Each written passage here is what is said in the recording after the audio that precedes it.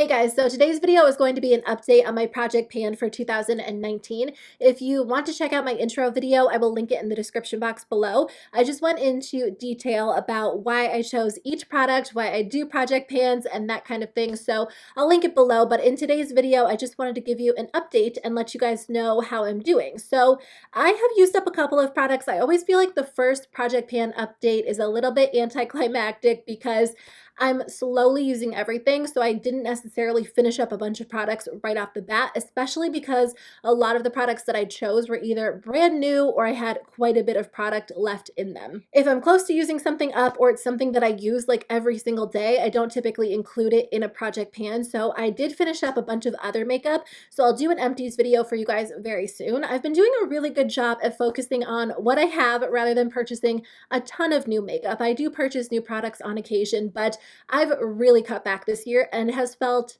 so good using what I have and just enjoying old favorites. So I used up 2 liquid liners. Now they both started leaking on me at the exact same time, and it's weird they started leaking because they were pretty much dried out. So I usually store my liquid liners upside down, and I don't typically have an issue with that, but a few of you guys told me when you store your liquid liners upside down, they leak on you. They were pretty much used up by the time they did start leaking, so I'm just calling it quits because when I try to do my eyeliner and it leaks, it just ends up all over the place and it's a big mess. So the first one is the Tarte Maneater liquid liner. I think I've had this one for a long time, like over 6 months at this point. But I love this. I would definitely consider repurchasing it, but I have another one that I'm adding to my project pan. And then I also used up the NYX Epic Ink Liner, which is pretty much a dupe for the Tarte Maneater. I've had a lot of people say the NYX Epic Ink Liner does bleed on them a little bit. I don't typically experience that, but if you want one that's a little bit more long lasting, I would go for the Tarte liner. I know that it is probably twice the price. I do find that it stays in place a little bit better than the NYX liner. Anyways, I did use both of these up. So I'm adding a new liquid liner to my project pan, and I will not be repurchasing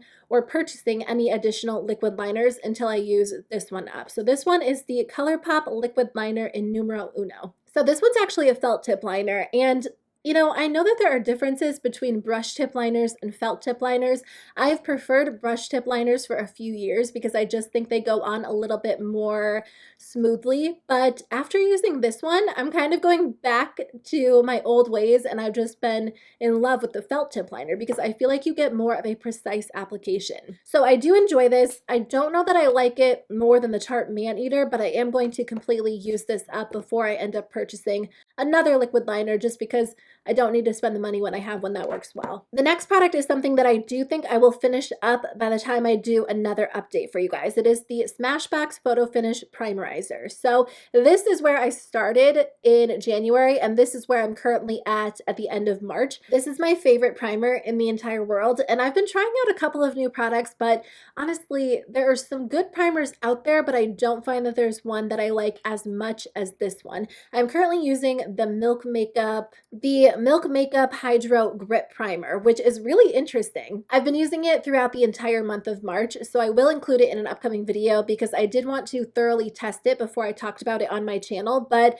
I really haven't touched the Smashbox Primerizer because I have been testing this one out so thoroughly, but I think by the time I film my next update, I'll probably be finished with this one. Let's talk about a few products that I'm using consistently that, you know, some products in your project pan, you use them over and over, but you don't really see super intense progress until like the end of the project pan because they're just that type of product. So the first one is the Fenty Gloss Bomb. I don't have that with me. I think it's in one of my purses. I just wore it last night and it wasn't where I thought it was, so I have to look for it, but I'll do a close-up shot for you guys. I've used up about half of it. I use it fairly often, but the newer shade Fussy is kind of like my go-to, so I will probably use this one more so during the summer because it has like the perfect kind of like red coral undertone that I think is really pretty and really flattering. So I'm sure that I'll use it up by the end of the year. I'm making progress on it, but again, I'm not in like a big hurry to use it up. I'm also using the Becca Sunlit Bronzer in the shade Capri Coast. This was brand new when I started using it, so I'll include a before and after. You can see that the pattern is starting to wear down.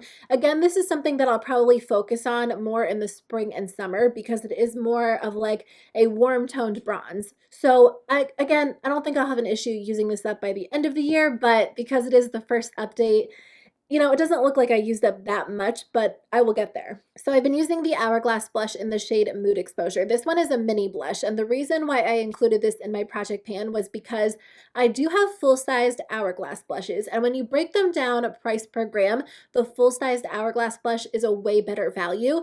But at the same time, I try not to take that too seriously, because if there's a mini product available and it's not something that I think I'll use up, even if the full size is a better value, I'd rather purchase the mini and save money. Honestly, it doesn't look like I made very good progress, even though I wear this fairly often. So it's just kind of like reinforced the fact that I don't need a full-sized Hourglass blush if there's a mini one available in the same shade. I don't know why I did this to myself, but I included an eyeshadow palette in my project pan this year. I feel like every other year I include one, because I include one, and then when it comes to the end of the year, I realize there's no way that I was going to use it up. And then the next year I skip it, and then the next year I challenge myself again. I love eyeshadow palettes so much, and I have a bunch, so I'm always using a new one. There really isn't a time where I just use one palette over and over and over for an extended period of time, or even for like a week, because I love all of my palettes and I want to use them all. So I don't honestly know if I'll be able to use up a bunch of shades. I think my main goal was to try to focus on hitting pan on a couple of them, just again to like reinforce the idea that it takes so long to use up eyeshadow. So I don't necessarily need to have like drawers and drawers full. I just did my eyeshadow palette declutter if you guys want to check it out, and I got rid of a good amount, like 40% of my palettes. But I think this one was more so just a fun goal to see how I could do. I think that I'll actually hit pan on this shade fairly soon, and then maybe by the end of the year, this darker brown shade. I don't know about the shimmer shadows though, because I use those so often and they look like I've barely touched them. So I would say out of all of the palettes that I have, this is one that I wear fairly regularly. So if I'm going to hit pan on one, it's probably going to be this one, but it doesn't look like it's going to happen anytime soon.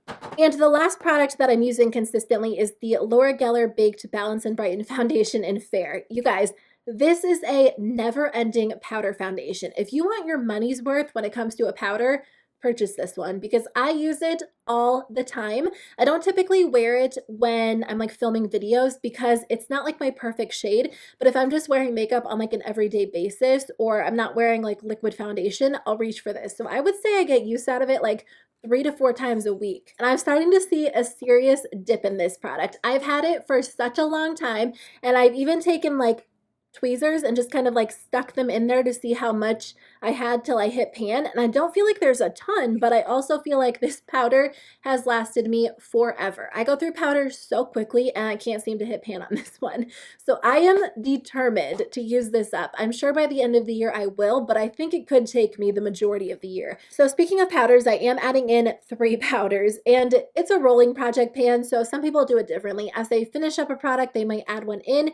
When I film my updates, I'll probably update you on the products that I'm going to add in. So I am adding these 3 into my project pan in hopes that I can use them up by the end of the year. So the first one is a loose powder. There are a few loose powders that are on my wish list, but I told myself I have to use one up before I purchase a new one. So there's a couple that are like really tempting me, but I will not purchase one until I use up the ColourPop No Filter setting powder. This one is just the translucent shade. So that's how much I have left. I feel like I'll probably be able to finish this up by the time I film my next update video for you guys.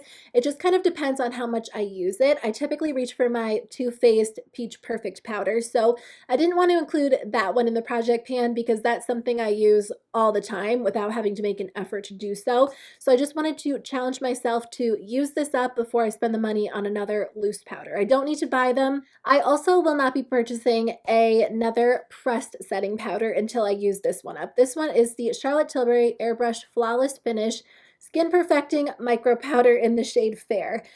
I don't know why, but I have such a hard time using this product. I used to have this mindset where I didn't want to use up makeup because I spent my money on it and it was expensive, and when I used it up, I wouldn't have it any longer. But I kind of got away from that mindset because makeup does expire, so it's really been my goal to use products that are expensive so they don't go to waste just sitting in my collection.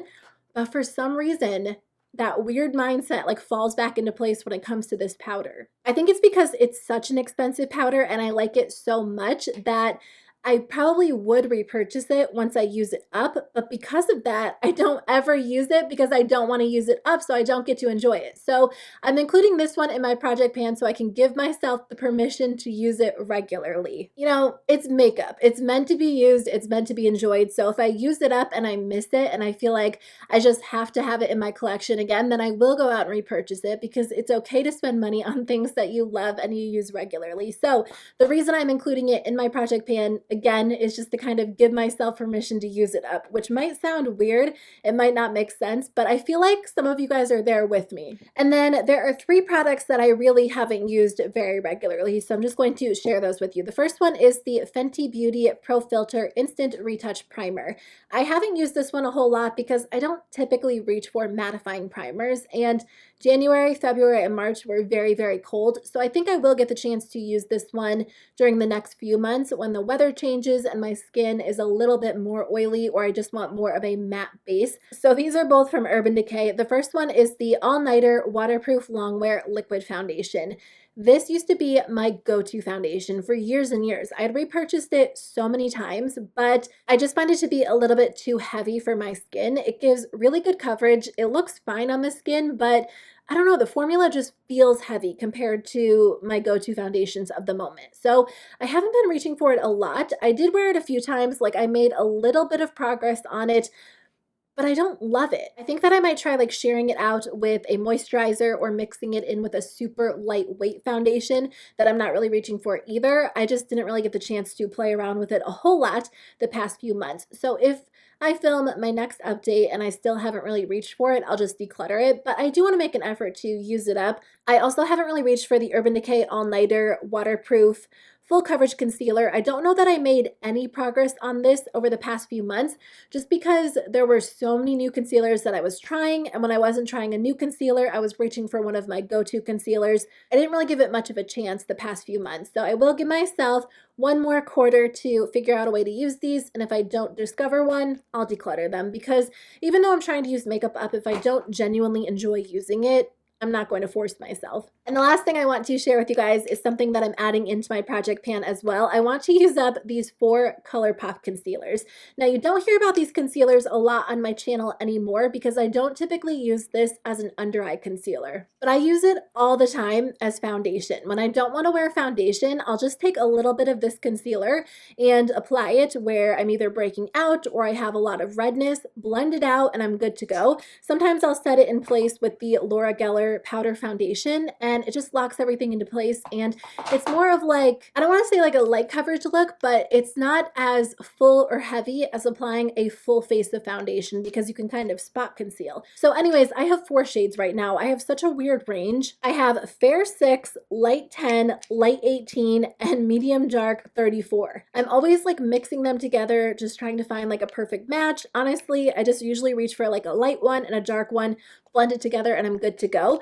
But I've had these for a while and none of them match me perfectly, so I want to make an effort to use them up, and then maybe I can choose like 1 or 2 shades that work really well for me instead of having 4 that don't match at all. I would say that during the summertime, Light 18 is probably pretty close to my skin tone, but right now it's a little bit too dark. So anyways, I'm putting these in my project pan so I can make an effort to finally finish them up because I've had them for such a long time. Okay guys, that is the end of my update video. Thank you so much for watching. Again, I would love to hear how your project pan is going, so please let me know in the comment section below. Otherwise, I will see you guys very soon with a new video. Bye.